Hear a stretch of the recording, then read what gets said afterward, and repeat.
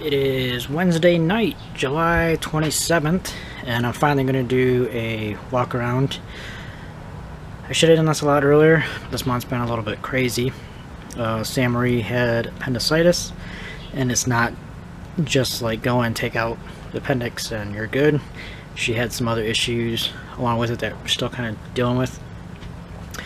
So haven't really had a ton of time to get out here to do stuff. I had my help tonight, which is great because the weather hasn't been, good, or things have been going on, and my mom and my brother haven't been able to come over and help me. So it was great to have the help again today. So I'm going to do my walkabout, talk about a few things, and share what's going on here at the homestead. So I'm in the greenhouse right now, and I'm going to flip it around and show you what is left in here, which isn't hardly anything.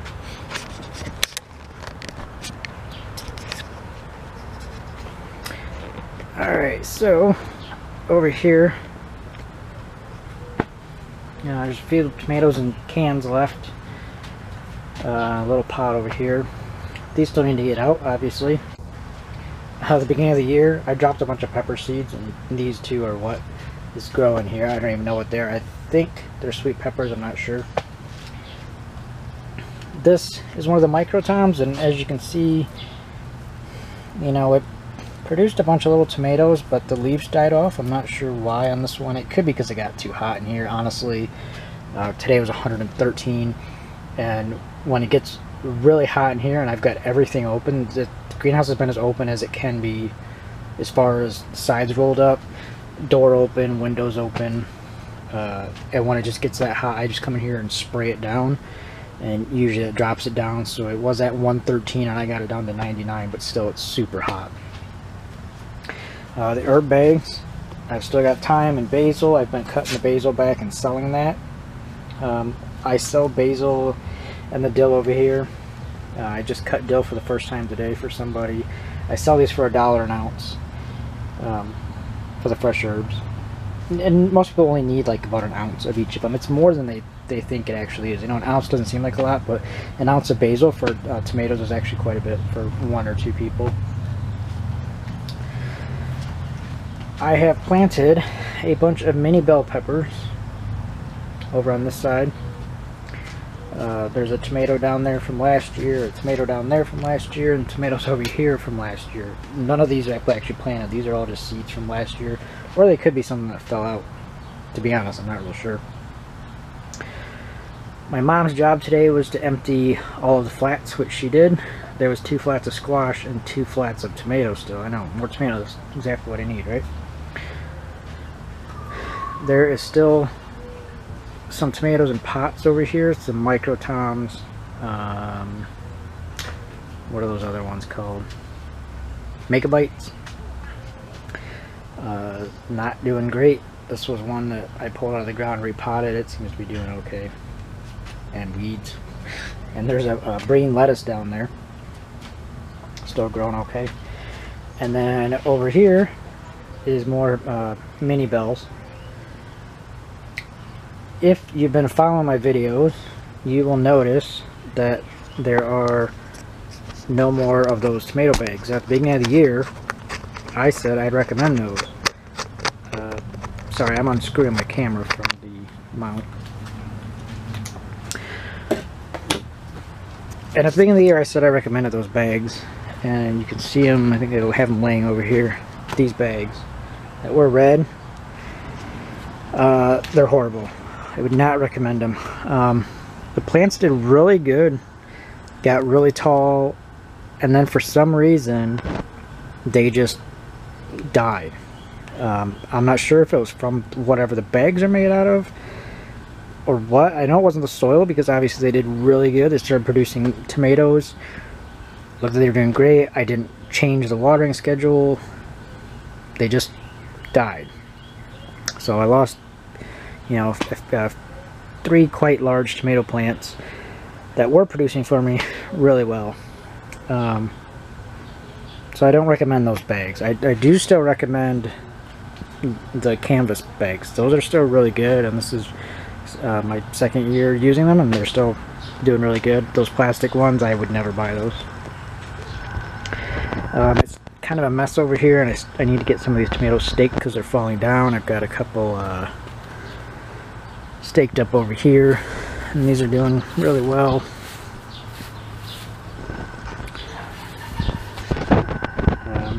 The tomato in the bag is doing great, really big. I've actually picked a few off here, and of course to eat, and then I've also sold them in a mixed container. This I just pushed back today. Because of the rain and I didn't have them staked up, they've fallen over and it's growing like crazy, so I just put up this wall here for now. I've staked up a few of them, and then I'm going to come back and trim them back and then stake them up better, so this wall won't be here. That was just for today, so while my mom and my brother are here and we're walking back and forth and doing stuff, that all the stuff wouldn't get in the way. I've also started staking up the tomatoes over here. Cut back lots of the lower leaves so there's lots of airflow in there, so it prevents lots of the soil-borne disease splash up. That's one of the major reasons why I do it. If you want to see an example here, I cut all the bottom off of the tomato plants.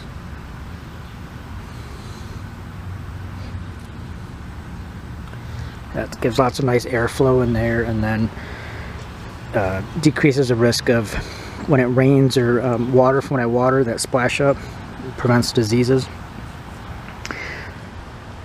Okay, and that's bad. It's all the squash that's gone crazy. This front squash area here is the delicata, so these are the ones that taste like sweet potatoes. There's one down here. I've picked about 4 or 5 of these so far. Behind that is Cocozel zucchini, and that's also the big bunch over here. Below that is cucumbers, and they're just kind of spreading out and going all over. They're growing kind of slow, and I think it's because of the squash leaf cover is a little bit more than I thought it was going to be. So overall though, everything is growing good. I've been picking the Cocozel zucchini, which is green. I've been picking the delicata squash. So everything in here is actually doing real well. Just the cucumbers are a little bit slow. Back here where I planted quite a bit of radishes. What else? I planted a few things back here. They're just not growing. I mean, you can see there's a little bit here, but not like it should be. This is still mosh that I planted ages ago, and it hasn't really done anything. I need to find something that grows really well in the most shaded area. It's really just this, what is this, maybe a 5-foot section. This is like the most shaded, so I think I might try some lettuce that I have that has been growing really well in shade previous years. So I think I'm probably going to strip all this out here, what little bit is left. Maybe sell the greens, but probably not. I'll probably give it to the chickens and just, you know, it's a wash. It was just something I tried. And plant this with lettuce and see if that works. This whole bed here was all the green beans. But just like last year, we had 4 baby bunnies in the yard. And if you've ever watched what rabbits actually do to beans, they don't eat the beans, they eat the leaves. So they would come along here and they were stripping all the leaves off, and then the beans don't grow. So I think I got about 9 pounds, I think, at last count of beans, which is a couple pounds less than I got last year. And I did a 25-foot row this year, which is a lot more than I did last year. No big deal. You know, it sucks, but I'm not gonna do anything to harm the rabbits or anything. That's not how I work. So you know, glad they got something to eat, and they're still living in the underneath the grill over there. They live underneath of it, and you know, Bijou leaves them alone, and you know, whatever, really. There's plenty for everybody. So this is what my mom planted today, was the rest of the tomatoes that I had and a bunch of the squash. So we've got like Hubbard in here, there's some patty pan in here, there's a random bean laying on the ground there. And when I harvested the beans too, something I'll mention is that beans are natural nitrogen fixers. So instead of just like yanking the beans up, go to the base and just cut the bean plant and leave the roots in there, and that way you've still got the nitrogen in those roots in there for whatever plant is next. And so hopefully all that nitrogen that's left in those roots from the beans will then get absorbed by the squash here, help them produce faster. The squash up here is buttercup, so there's buttercup, patty pan, and Hubbard, I think, is all the squash that we planted in here. This is still my comfrey over here, which is doing well, starting to flower. I need to propagate that. I picked some onions yesterday. They're little table onions. I mean, they're about that big. I might sell them, might keep them for myself. It's the first year I've actually got purple onions to grow, red onions to grow, whatever you call them. I had squash bugs. We also had some worms in here, so a lot of these got pulled. You'll notice a lot of them are cut back quite a bit. These are the 8-ball zucchini. I picked 3 of them today. I'm just gonna kind of watch them and see what happens. I mean, this is like bad this year. I've never had the worms like this, where the worms go into the base. So they'll go down here, and then we'll eat that to where it just falls apart. And that happened with about 5 or 6 of them that were planted here. Other ones had powdery mildew really bad, so I ended up just like pulling those. And one of the things I do with squash now is I'd rather just pull it and plant more, so I'm always trying to consistently plant more in the greenhouse to have it ready, so once I pull these I can put more in, which that's what I'm going to be doing tomorrow before I head out to market, is planting a bunch of more squash. So I've got plenty of seed, so I'm going to plant some more, make sure that'll be ready in about a week, and then, you know, hopefully this does good. If it doesn't, I can pull it and I'll put more in. I know most people probably think it's crazy. It's, you know, almost August and I'm still planting stuff, but I'll be planting as long as I possibly can. I usually plant in about middle of October of when I stop getting produce, and sometimes even longer depending on how how Indiana weather is. There's some tomatoes in here that still need to be staked up. We didn't get to that today. That was what Matt and I were doing. We're staking tomatoes all day. The golden zucchini is doing really well here. Back here is cocozel, more of the green zucchini, and I actually had to pull one of those today because it had worms. Not too happy about that because I just put those in maybe 2 weeks ago. Okra is what all this is. Some greens getting eaten by something.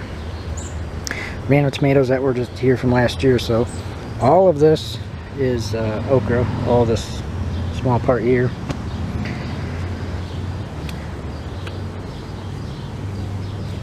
Golden zucchini is doing really well. I'm gonna grow that again next year. Already trying to think ahead of, you know, what I want to grow, what's doing well this year. Definitely want to grow that again next year. These are all my pole bigs. They are finally starting to turn. I picked one today, and you can kind of see, hopefully it's a different coloration of them. It's finally getting hot enough that they're starting to turn, but they're also starting to get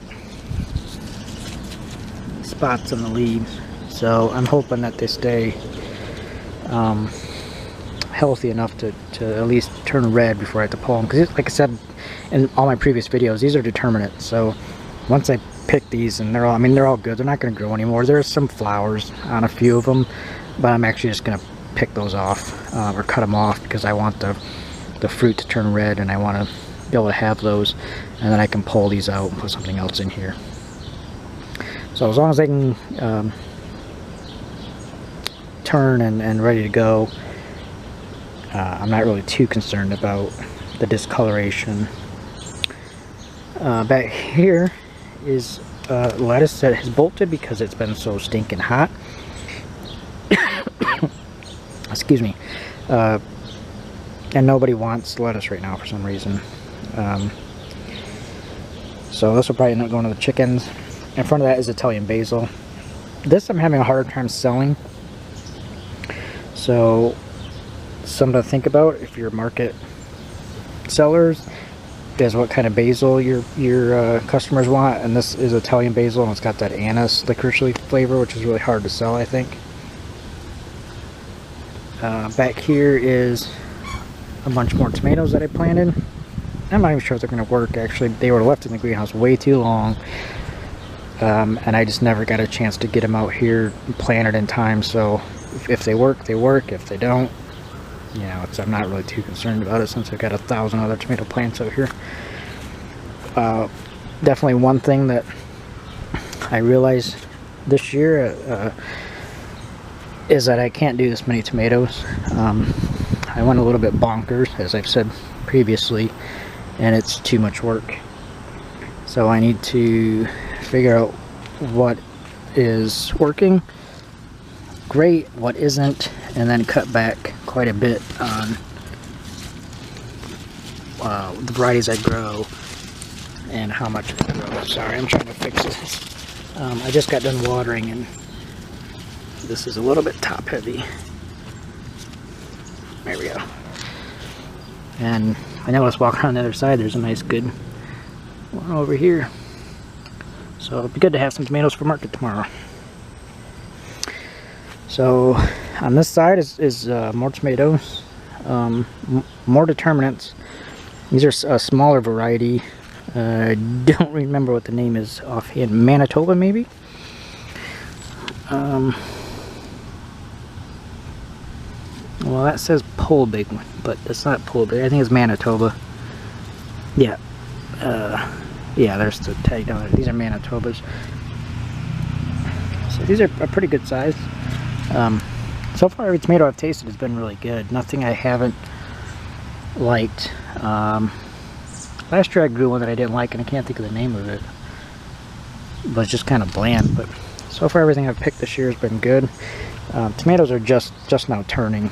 I might have said that earlier, but I know a lot of people have been worried that maybe they're doing something wrong and they're not getting tomatoes fast enough. It's just the weather, honestly. It just hasn't been hot enough. This week and last week are finally starting to heat up, so the tomatoes are starting to turn. I think I've picked about 5 pounds so far of ripe tomatoes, so not anywhere near you know, what I expect to pick overall. So we're just now getting into the time when there's gonna be lots of tomatoes. So if your tomatoes are just now turning ripe, join everybody else. It is here too. Everything's just going real slow. What I plant back here, this is patty pan, I think, and oh yeah, patty pan and cucumbers. I planted back here, so it goes all the way down. I did this a couple days ago. Finally getting everything out of the greenhouse, which is great. It just seems like I've taken so long to get it all done. And then again, salt tomatoes. This is what Matt and I worked on today, was getting all this staked up and trimming everything, because it's just been a mess in here, and trying to work and trying to see what's going to be ready. Getting the sunlight, that's another reason why you want to cut a lot of that back, is so that you can get some sunlight in there, especially when you do this like bio-intensive overcrowding of plants. You want that sunlight to reach in, so if there's any stems that you can trim to get more sunlight in there, that's something you want to do. As long as there's no fruit, you don't necessarily want to, you know, trim off where there's fruit, but you know, if there was where there's fruit here, and if you had a stem coming out here that wasn't doing anything, it was kind of blocking the sun from getting there, you cut that off. It doesn't hurt the plant, and get sun to the tomatoes to help them ripen faster. So it's kind of the direction I go with tomatoes. Today we kind of focused on getting rid of the bottom, so there's airflow, and then that prevents the soil disease. And then I'll come back next week and start trimming some leaves back and trying to get some more sunlight in here. This is all patty pan, something we sold a lot of last year, and I wanted to make sure I had enough of it. So this is all patty pan, and then this should be ready probably within a week. I said 2 weeks for somebody that wanted to place an order today, just to be on the safe side, but I think it'll be ready in a week. And then what I planted over there should be ready in a few weeks. so to keep producing. And again, this is the same as what I was talking about earlier, where powdery mildew, squash bugs, the squash worms, when you have those issues, if you keep having plants available. So like these I planted about a month ago, well, not even that long ago, maybe 2 or 3 weeks ago. And these will be ready in about a week or two. And then I've got more over there that we're just planting, so these should be ready in about 2 to 4 weeks. Same thing, you just want to have that constant availability if it's something that you sell, and I sell an awful lot of these, so something I always want to keep on hand. And then over here is the Malabar spinach, which I grew last year. Samurai and I did not really like the taste of it. However, I have customers that like it. So hopefully I can get some of that to grow enough that I can actually sell some. I got that planted way too late. I kind of forgot I had it. I thought I didn't have any seed, and I found some. So again, being more organized when you're selling is a must. It's a must if you're just a gardener, but definitely a must if you are a producer selling at market.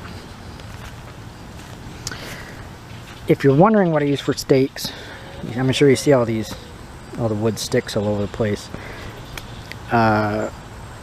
If you go to buy at Lowe's, where we're at in northern Indiana, tomato cages are $2, and they're pieces of junk. They will fall apart within a few years.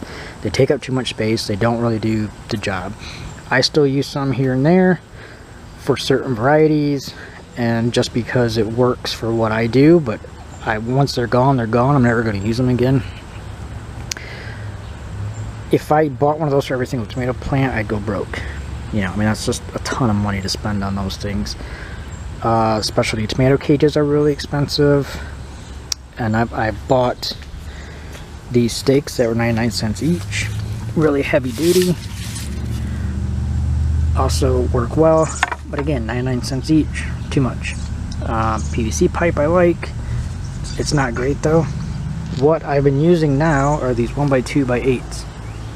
I get a 6-pack for $5. I cut each one of those into 4 2-foot pieces, so I get 24 pieces of like 24 stakes for $5. So extremely cheap as far as getting your plants staked up, and they work really well. This is the first year I've done it, but I highly recommend it. I spent about $40 on these, and they've worked out great. They're really sturdy. They help the plant hold up. I really can't recommend them enough. And if you need taller ones, obviously just don't cut that much. Pretty self-explanatory, really, but cheap, really cheap. And I get those at Lowe's, so that's my recommendation for stakes. Back here I'm just using some PVC because I had it laying around, and I'm not even sure if these tomatoes are going to make it because there's not a lot of sunlight back here, but I had them and I needed to stick them in the ground. This is all Hubbard squash here, which is doing really well. It looks like it might take over the tomatoes in front because it's vining all over the place. And this is just a mix of a bunch of different tomatoes I had left over and needed someplace to stick them. So they're here at the end. Getting kind of buried here is some leftover eggplant. This is all Roma tomatoes that are on the front. This is all eggplant, this entire row. And there's a couple coming in. There's one down here. So eggplants are also doing slow. Another person at the market I go to on Thursday, she has eggplants already. You know, everybody's different. So hopefully I'll have some soon though. This side is pear tomatoes, and this is yellow pear. This side is red pear, along with a few other odds and ends thrown in here, but the majority of that is pear and pear. And from when I've grown these, and I've grown the yellow pear for about 5 or 6 years now, they get extremely bushy and put out a ton of fruit. I just let them do it. It is one of the tomato plants that I just kind of let it go. I did trim some of the bottom branches today. I still need to go in and get a few more, but for the most part I just let them bush out and go nuts because they produce an incredible amount of tomatoes, and it's one of my best sellers. We got our pepper over here, so here's the jalapeno. Starting to come on. And then the Thai chilies are just starting to show fruit. So I'm really looking forward to those. At the end is my cucumbers. One of the cucumbers. You can see these guys. These are the pickle size cucumber, the ones I like. I think these are double yield, ones I usually grow. More tomatoes. Story of my life. The asparagus still, which crazily enough there's asparagus coming up today. I noticed when I was checking and making sure I had all this clean.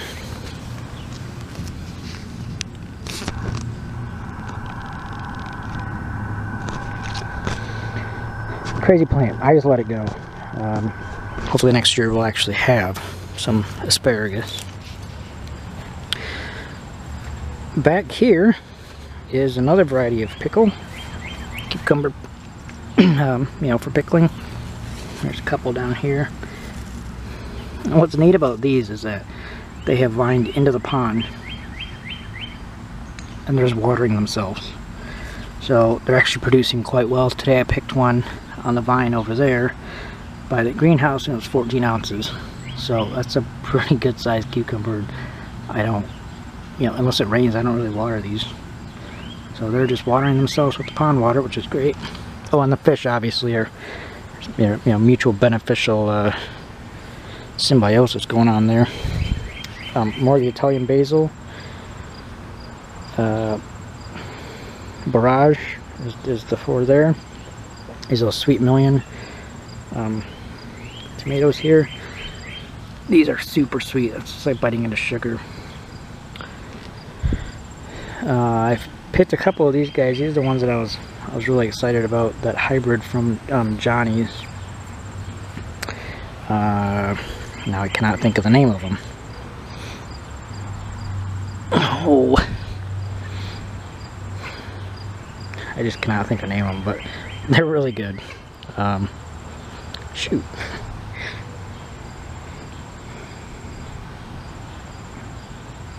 I don't know. These guys are doing good. These are the ones that have like the potato leaf on them, which is something new for me. Of the variety of tomato to have that. I mean, most tomatoes don't have like the potato leaf structure, and these guys do. And again, I think I'm just overly tired from working outside today. I can't think of the names of any of these. These are coming along well. I picked one of these the other day and tried it. Really good. The same ones are over here, and I see one that has fallen down. So again, as I was saying earlier, I've got too many. So definitely something you want to think about if you want to grow for market is the amount of any produce that you're growing, how much work it takes. This is a lot of work for me. I mean, this is my full-time job, and if I haven't said before, if I haven't, I'll reiterate it. This is usually, you know, 45 to 50 hour a week job, if not more. Plus I manage our main farmers market on Saturdays. I manage it as well, so I'm constantly busy. When I sit down at night, it's usually work on something for the farmers market, work online for us, or sometimes I just play a video game just to zone out and just kind of forget about it, and that's how I relax. I love doing this, but sometimes you just need to just let go and just relax. So this is my July tour. Hopefully next month I'll be able to get out here sooner. I don't want to do it super quick since I'm doing this so late in July. So hopefully like the second week of August I can come out, do another tour so you can see what's happened in that time. Hopefully like all the squash has gotten a lot bigger. You can see how that's progressed. Any questions you have for me, don't hesitate to post them down below. I'll try my best to answer them. I'm starting to do a weekly kind of guidance for new market sellers on our website. So if you just go to southbendhomestead.com and go to the blog section, each week I'm doing a kind of a guidance series. The last one was trying to find your market niche. So what your specialization is and how you can use that to utilize selling at a market. And I don't know what happened there. My camera stopped. So I'll just add this to the end of it. But yeah, so I'm going to try to do that once a week, if not twice a week, if I have something to say. So like I said, any questions you have for us, don't hesitate to ask. And I hope you enjoyed this walkthrough. And I'll see you next month for the walkthrough, if not sooner, for something else. Talk to you later. Have a great day.